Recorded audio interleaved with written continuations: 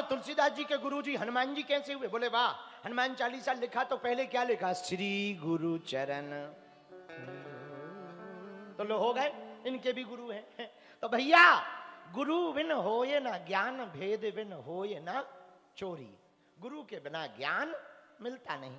नारद जी मिल गए बीच रास्ते में। कहा बेटा कहाँ जा रहे हो? ध्रुव जी बोले भगवान को पाने के लिए भजन करने जा रहे। कहाँ जाओगे? वन में जा रहे हैं। ये तो बहुत वन है। हाँ है तो जा रहे हैं, माता जी ने कहा।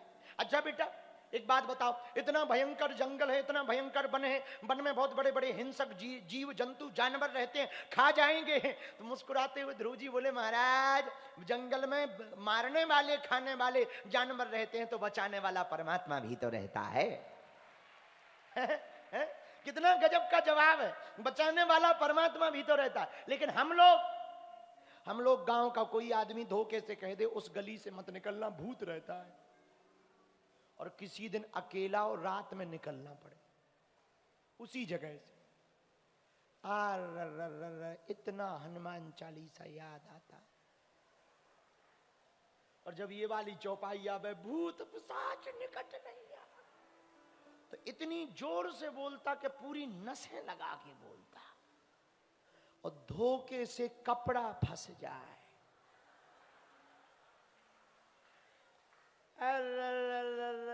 मार पसीना सीधा घर पे, 3 दिन बुखार।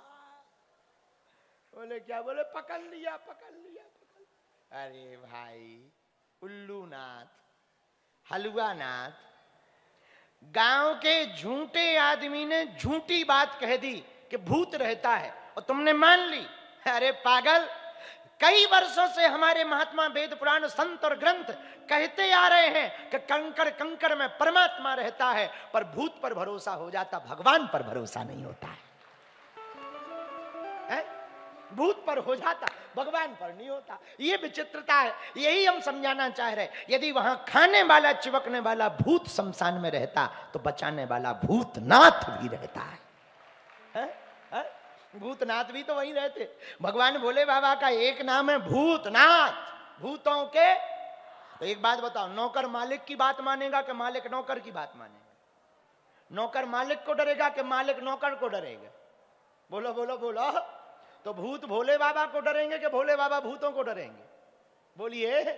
तो जब भूतनाथ तुम्हारे साथ हो तो क्या करेगा भूत? हमसे लोग पूछते कि आप शनिवार को दरबार लगाते, बहुत भूत आते, डर नहीं लगता? बहुत लोग हमसे पूछते डर नहीं लगता? हम कहा काहे का डर? ये है भूत, हमारे पास है राम जी के दूत। अब काहे का डरना? तो कितना गजब का तार्किक जवाब ध्रुव जी ने दिया। नारद जी ने कहा बेटा वहां पर जंगल में बड़े बड़े हिंसक जीव जंतु जानवर रहते, खा जाएंगे। ध्रुव जी बोले गुरु जी अगर मारने वाले खाने वाले जानवर रहते तो बचाने वाले परमात्मा भी तो रहते। मारने वाला है भगवान, बचाने वाला है। गाओ गाओ गाओ। मारने वाला है भगवान, बचाने वाला है भगवान। अब नारद जी चेक कर रहे, क्योंकि कई लोगों की भक्ति बड़ी कमजोर होती। एक चेला हमारे पास आया, बोले गुरुजी हम तो 4 दिन हो गए आप मिले नहीं, हमारी तो श्रद्धा कट गई, हट गई। हमने कहा इतनी कमजोर श्रद्धा का हम करेंगे भी क्या? जो 4 दिन में हट गई तुम्हें जल्दी चली जाना चाहिए, ना जाओ, और जो श्रद्धा बची हो हमें बताओ। सो हम बिल्कुल ही हाँ सीताराम। अरे भाई एक बात बोले, श्रद्धा कई लोगों की बड़ी कमजोर होती, भक्ति भी 100 काम हो जाए एक ना हो। हम कहेंगे जरा एक सफेद कागज लाओ, व्हाइट कागज लाओ। हमको एक बात याद आ गई किसी की, वो हम तुम्हें बताना चाह रहे, तो वो तो बताएं। व्हाइट कागज है एकदम प्लेन, देव जरा। हाँ है पेन दो।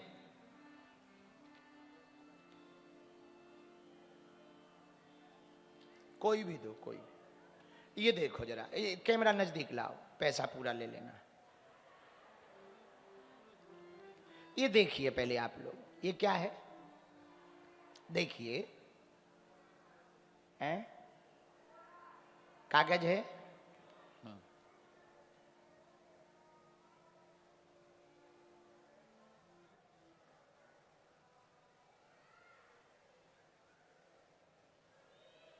अच्छा, अब ये देखिए, हमने यहां पेन चलाया है, क्या है?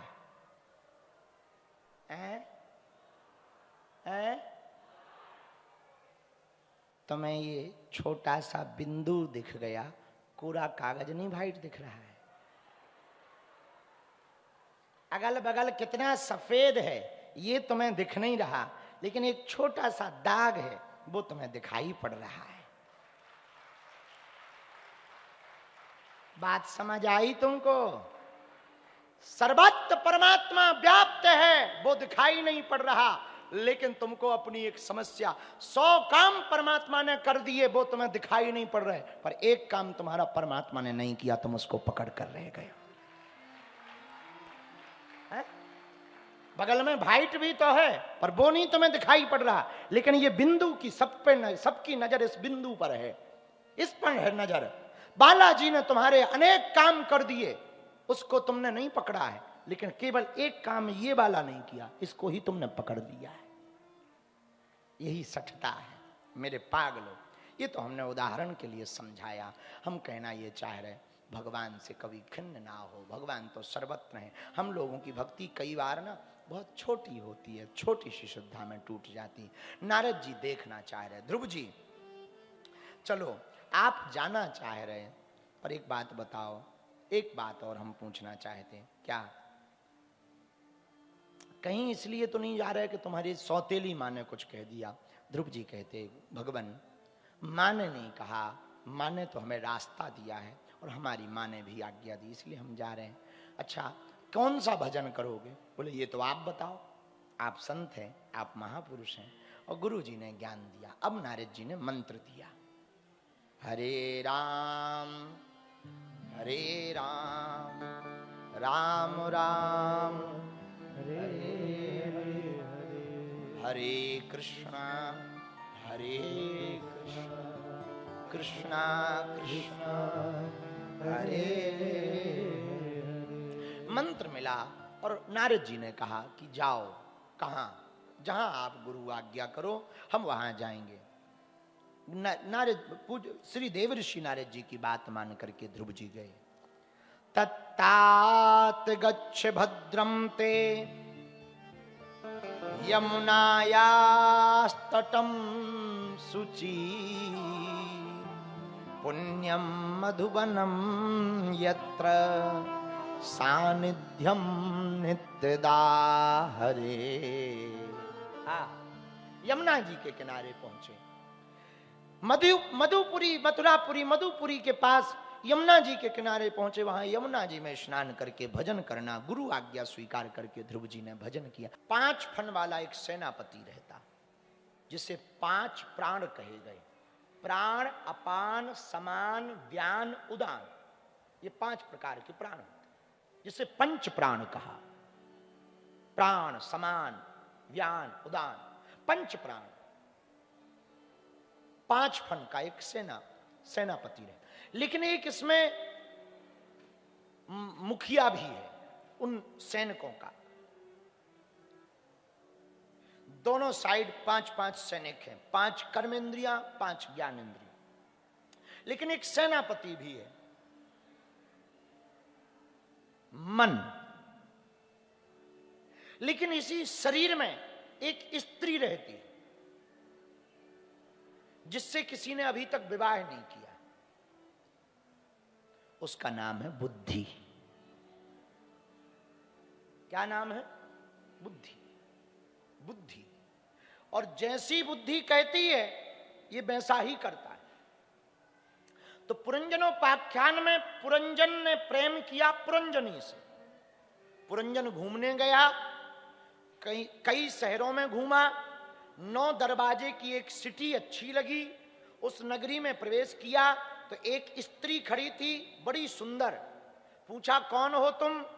बोले मैं इस नगर की मालकिन हूं, ये मेरा सेनापति है, मेरे पास ये रहता है। 5 और अन्य सैनिक हैं, इस तरफ 5, इस तरफ 10 सैनिक हैं। तुम्हारा नाम क्या है? बोले मेरा नाम पुरंजनी है। दोनों की आंखें मिली। पुरंजन घूमने गया था, लड़की सुंदर लगी, दोनों ने विवाह कर लिया। पुरंजन का विवाह पुरंजनी से हुआ। पुरंजनी रोवे तो पुरंजन रोवे, पुरंजनी गावे तो पुरंजन गावे, पुरंजनी नाचे तो पुरंजन नाचे, पुरंजनी हंसे तो पुरंजन हंसे। लेकिन एक दिन एक लफड़ा हुआ। एक और स्त्री है जिससे कोई शादी नहीं करना चाहता, लड़की, उसका नाम है जरा देवी। क्या नाम है? जरा देवी। उससे कोई शादी नहीं करना, और कोई शादी करे तो मंडप से ही भाग जाए, धोखे से तय भी हो जाए, मंडप से भागे। तो वो एक चंडवेग नाम के पुरुष के पास गई कि हमसे कोई भैया शादी नहीं करना चाहता। तो चंडवेग ने कहा कि तुमने हमें भाई कहा, तुम हमारी बहन, अब तुम्हारी शादी की चिंता हमारी। जिसके ऊपर तुम उंगली रख दोगी उसी से हम तुम्हारी शादी कराएंगे। वो नहीं करेगा तो ये लो 365 गोरे गोरे सैनिक, 365 काली काली गंधर्वियां, ले जाओ, ये शादी करवाए। अब वो आई, उसको अच्छा लगा, उस जरा देवी को सुंदर पुरुष लगा पुरंजन, और जबरदस्ती उसकी शादी हो गई। कब शादी हुई, कब हमला हुआ, उसे पता नहीं चला। पर जब शादी हो गई तो रोने लगा कि जब पुरंजनी को पता लगेगा तो परेशान हो जाएगी, हमारे बिना रहेगी नहीं। सो वो पुरंजन मर गया। दूसरा जन्म उसका ब्राह्मण के घर में हुआ। लड़की ही ये अंते यामती सागति, पुरंजनी का चिंतन करते करते मरा, स्त्री का चिंतन करते करते मरा। तो दूसरा जन्म उसका स्त्री का हुआ। शास्त्र कहते हैं जो चिंतन करते करते आप मरोगे, दूसरे जन्म में आप वही बनोगे। कुछ लोग कुत्ते पालते हैं, पर कुत्ता सोचते सोचते यदि मर गए, अगले जन्म में डीओजी बन गए। हाँ, पक्का है। तो स्त्री का चिंतन करते करते मरा तो दूसरा जन्म स्त्री का हुआ। पर थी सुंदरी तो राजा ने उससे ब्याह कर लिया। पर एक दिन राजा भी मर गया तो सती होने के लिए गई। तब तक इसका मित्र, पुरंजन का एक मित्र था, पुरंजन का मित्र था अभिज्ञा, वो आया।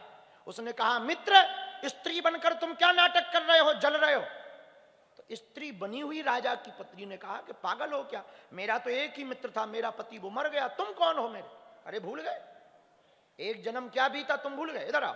कोने में ले जाकर के याद कराया कि तुम हमारे पक्के मित्र हो, तुम पुरंजन हो, हम अभिज्ञात हैं, ना तुम्हारा कोई राजा है ना कोई पति है, ये नाटक है। तब उसे याद आया और दोनों चले गए। अब नारद जी ने कहा, ये कथा समझ में आई प्राचीन बरी ही? बोले नहीं। बोले सुनो, पुरंजन है जीवात्मा। कौन है? जीवात्मा मतलब हम लोग। और पूरे शहर घूमे, मतलब अनेक योनियों में गए, पर 9 दरवाजे की सिटी अच्छी लगी। वो 9 दरवाजे की सिटी कौन सी है? शरीर। क्या है? लेकिन जैसे ही एंट्री की तो एक बड़ी सुंदर लड़की खड़ी थी। वो कौन है? बुद्धि। कौन है? जीवात्मा की और बुद्धि की आंखें मिली, दोनों ने क्या कर लिया? ब्याह। अब जो पुरंजनी करती वही पुरंजन करता। पुरंजनी रोवे तो पुरंजन रोवे, पुरंजनी गावे तो पुरंजन गावे, पुरंजनी हंसवे तो पुरंजन हंसवे।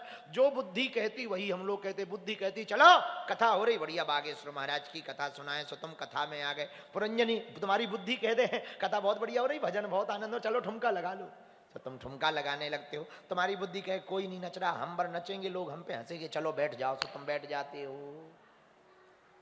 तो जैसा जैसा पुरंजनी कहती वैसा वैसा ही हम लोग, जो बुद्धि कहती वही हम लोग। लेकिन एक और कथा में देवी थी, जरा देवी, जिससे कोई शादी नहीं करना चाहता। वो कौन है? वो है बुढ़ापा। और कोई भी व्यक्ति बुढ़ापा नहीं चाहता। चाहता है क्या? नहीं चाहता।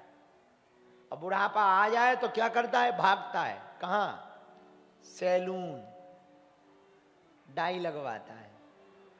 हमारे गांव में हमें याद है, एक चाचा जी हैं, अभी भी हैं गांव के, तो वो अपने बाल तो डाई करते ही हैं, भौएं भी काली कर ली।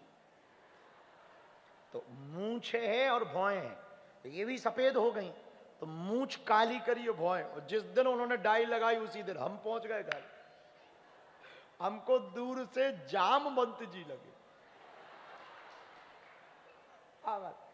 जामवंत जी लगे तो हम डर गए, हम कहा ये कौन है? अरे बोले महाराज, हम कहा चाचा ये क्या है? डाई लगाए है। हाँ, मूछ भी काली, बाल भी काले, भौं भी काली। तो मूछों वाला यहां तक फैल गया, भौं वाला यहां तक आ गया, और बालों वाला तो था ही, तो दूर से लगे कि जैसे त्रेता युग आ गया, जामवंत जी आ गए। हाँ,